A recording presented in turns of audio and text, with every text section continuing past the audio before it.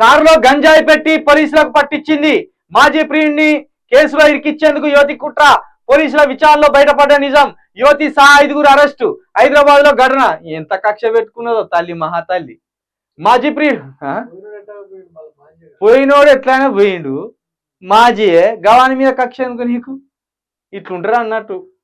మాజీ ప్రియుడిపై కోపం పెంచుకున్న ఒక యువతి అతన్ని గంజాయి కేసులో ఇరికించేందుకు కుట్ర పన్నింది.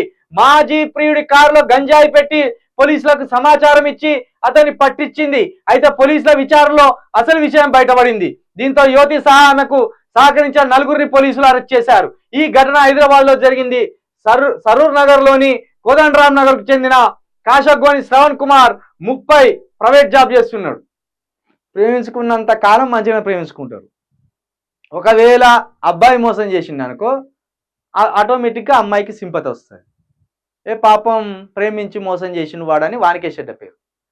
కానీ అమ్మాయి మోసం చేసింది అనుకో, ఇది అంత లోకం పట్టించుకోదు, ఎవరు పెట్టుకుని నవ్వుకుంటారు అంతే.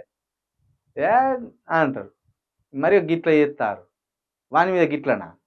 మరి వాడు ఈ అమ్మాయికి హ్యాండ్ ఇచ్చిండో, ఈ అమ్మాయి వానికి హ్యాండ్ ఇచ్చిందో, కానీ మొత్తానికి మాజీ ప్రియుడు వాడు. ఇక వాని మీద ఇంకా కక్ష కట్టింది. ఇటువంటి ఆలోచనలు ఉంటే మానుకోరిజారు.